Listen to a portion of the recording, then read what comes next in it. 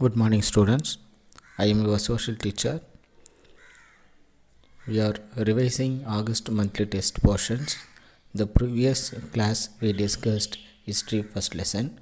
Today we are going to discuss about geography lesson, lithosphere, endogenetic processes. We already discussed in this lesson, so already studied.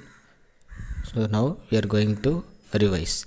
The earth is made up of the four spheres. Already we know about it: lithosphere, atmosphere, hydrosphere and biosphere.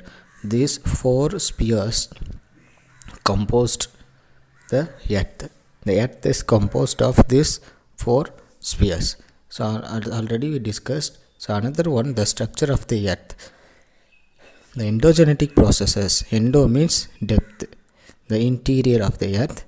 The structure of the earth is divided into three. We know about it: the crust, the mantle and the core. These are the three part or structures of the earth. First we are going to discuss about the lithosphere. What is lithosphere? Which is called lithosphere. The lithosphere is the solid outer part of the earth, that is called lithosphere. And another one, the atmosphere. Which is called atmosphere? A thin layer of gases that surrounds the earth, that is called atmosphere. And biosphere, hydrosphere we discussed. The hydrosphere, what is called the hydrosphere? Which is called the hydrosphere? The hydrosphere is the watery part of the earth's surface, including ocean, rivers, lakes and water vapor. These are all called hydrosphere. The biosphere is a layer of the earth where life exists, that is called crust. So the earth is composed of these four spheres. So first one we are going to discuss about the crust. The crust, what is crust? Crust is the outer layer of the earth. That means it is called skin of our earth. So this is called crust, which ranges between 5 to 30 kilometers from the earth surface. That means from the earth surface it extends up to 5 to 30 kilometers. It is the solid and rigid layer of the earth. The core is the solid and rigid layer of the earth. So this earth has two layers. It's made up of Sial and Sima. So that means this crust is classified into two: continental crust and oceanic crust. The continental crust and oceanic crust, these are the two classification of the earth crust. The major elements of the crust, Sial or silica. Sial or silica means Sial, silica and magnesium, that is called Sima. Sial means silica and aluminum is called Sial. Silica and magnesium is called Sima. So these are the two things or two elements present in the earth crust. The second one is the mantle. The mantle is the interior part beneath the crust, is called mantle. So the second part of the earth is called mantle, which is about 2900 kilometer thick. So the most of the 80% of the earth minerals are found in the mantle.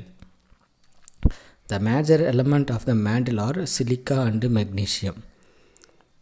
Silica and magnesium, hence it is also termed as Sima.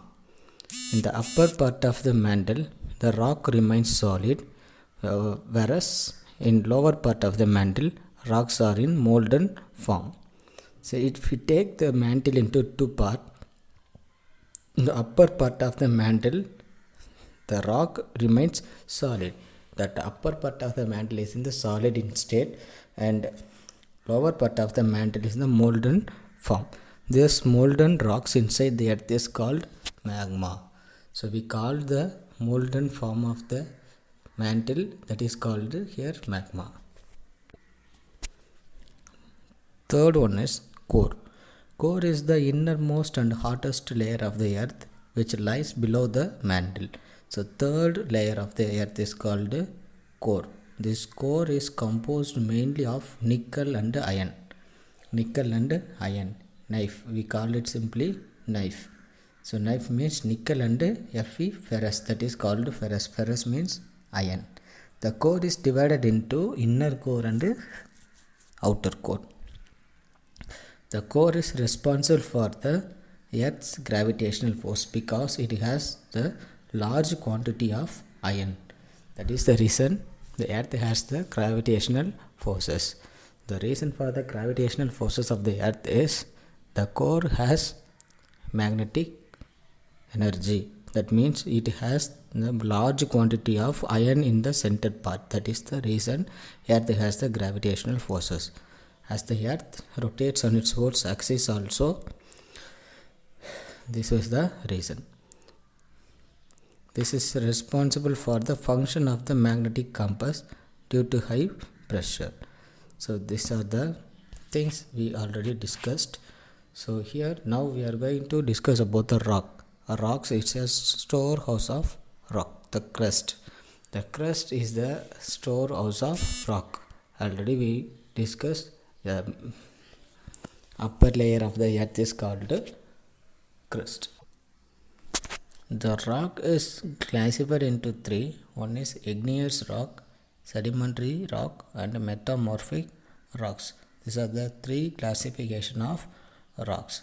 So rocks, the crust is the storehouse of rock. We know it. First we are going to discuss about igneous rock. The word igneous is derived from the Latin word ignis, means fire. The interior of the earth contains very hot molten material called magma. Already we know about it, the magma. The molten form of the earth is called magma. So this magma came into the earth forces, that is called volcanic eruption. Due to the volcanic eruption, the magma came from the interior part of the earth. So this magma break the earth crust. So this magma reaches the earth's surface. It is referred to as lava. The lava on the surface cool down and gets solidified as rocks called igneous rocks. So that magma reaches the earth's surface, it is termed as lava. That lava solid and cooled and down and solidified as a rock. That rock is called igneous rock. This rock also called primary rock or mother rock. And second one, the sedimentary rock. The sedimentary rocks are named after the Latin word sediment, meaning settle. So external forces are, that mean the earth, external forces, river, glaciers and winds carry bit of rocks and solid soil and deposit them in the layer. After a few million years, these deposits harden into the compact rocks and are called sedimentary rocks. So the external forces of the earth like wind, river and glaciers, these external forces buried and caused the sediment of the rocks, then it called sedimentary rock. So another one is the metamorphic rocks. The metamorphic is derived from the word metamorphosis. This metamorphosis, it means change of form. That means one thing or one rock, it changed from its original form. That is called metamorphosis. These rocks,